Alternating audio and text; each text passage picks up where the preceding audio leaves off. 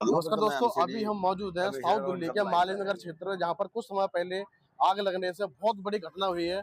हमारे साथ में यहाँ के स्थानीय निवासी है, जहां पर आग लगने के बाद जो शुरू से लेकर एंड तक यहाँ बने रहे, इन्होंने इतनी यहाँ पर हेल्प करी, अपने गद्दे बिछा करके, अपना दुकानदारी छोड़ करके यहाँ पर लोगों की जानें बचाई। तो हम इनसे बात करते हैं किस तरीके से कैसे घटना यहाँ पर घटी है। तो नमस्कार सर, क्या नाम है आपका? संजय गोयल। तो बताएं सर, यहाँ पे किस तरीके से और कैसे यहाँ पर घटना घटी और सुबह किस समय पर आग लगी और आग लगने के बाद यहाँ पे कितने लोगों की मृत्यु हो चुकी है? जब लगभग 8 बजकर 20 मिनट पे यहाँ पर मैं आया अपनी दुकान खोलने के लिए, तो एक जहरीला धुएं का गुबार मेरे सामने आया जो मेरा दम घोट रहा था। तो मैंने कहा भाई ये क्या हुआ? तो सब्जी वाले ने बोला लाला जी यहाँ पर आग लग गई है, स्नैक लाइट में तो आग लग गई है। तो मैंने आप देखा ना था, मैं वहाँ पे पहुँच गया जा करके। मैंने देखा वहाँ पे और भी लोग सहयोग के लिए आ गए थे।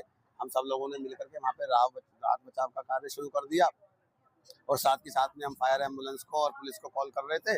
तो जब तक वो आएंगे तब तक हमने अपना कार्य तेजी के साथ शुरू कर दिया था। जिसको जो सूझा, जिसको जो समझ में आया उसने वो किया। कोई सीढ़ी लेकर के आया, कोई रस्सी लेकर के आया, कई लोग गद्दे लेकर के आए। अब गद्दे हमें मिल गए यहाँ रियाजुद्दीन भाई साहब से। एक दिनेश यादव बीट कांस्टेबल थे, उनके पास हथौड़ी थी, हथौड़ी से उन्होंने शीशों को तोड़ा।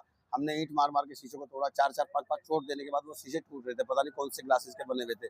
शीशे के बाद एक लोहे की सख्त जाली थी, उस जाली को रस्सी से खींचा गया। फिर वहाँ से लोगों को बोला गया कि आप यहाँ से नीचे जंप कर दीजिए, लेकिन लोगों को डर लग रहा था। फिर जब हमने गद्दों का अरेंजमेंट रियाजुद्दीन भाई साहब से लेके कर दिया, तो गद्दों पे जब वो लोग कूदे तो 10 से 15 लोगों को बचाने में हमें कामयाबी मिली, जिसमें एक 5-7 लेडीज भी थी और एक छोटी बच्ची भी थी 2-3 साल की, और लगभग सभी विदेशी नागरिक थे जो अपने परिजनों का इलाज कराने के लिए यहाँ पर मैक्स हॉस्पिटल आए हुए थे। जिस होटल में सर आग लगी थी, वो होटल का नाम क्या था और कितने लोग ठहरे थे वहाँ? स्नैक बाइट होटल था। उसके अंदर जो अनुमान है 60 से 70 लोगों का ठहरने का, रहने का अनुमान है। 20 से 25 कमरे बताए जाते हैं। तो ये कितना बड़ा होटल है और इस टाइप के होटल यहाँ पे अवैध तरीके से कितने चल रहे हैं?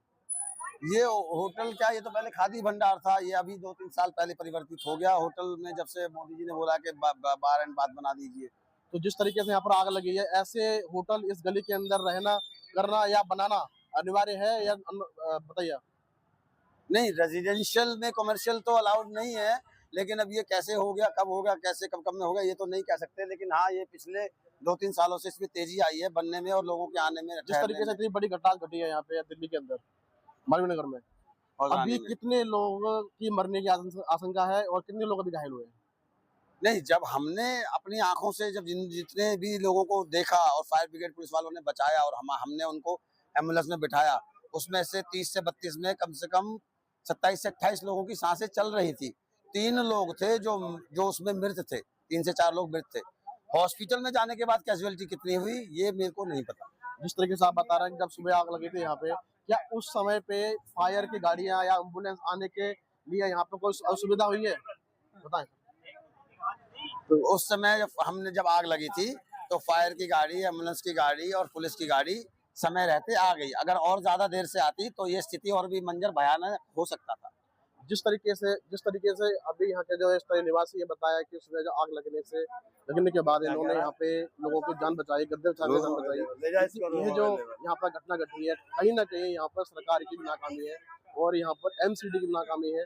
जिस तरीके से ये रहायशी इलाकों में कमर्शियल का काम करते हैं, बड़े बड़े होटल खुलते हैं और खुलने के बाद यहाँ पर अवैध तरीके से होटल चलाते हैं। आप भी देखें तस्वीरों में किस तरीके से छोटी छोटी गलियां हैं, जो मिल में तारे देख रहे हो आप, ये जो बड़े बड़े तारे बनी और रहायशी इलाकों में जिस तरीके से अवैध तरीके से होटल चल रहे हैं, ये कहीं ना कहीं सरकार की नाकामियां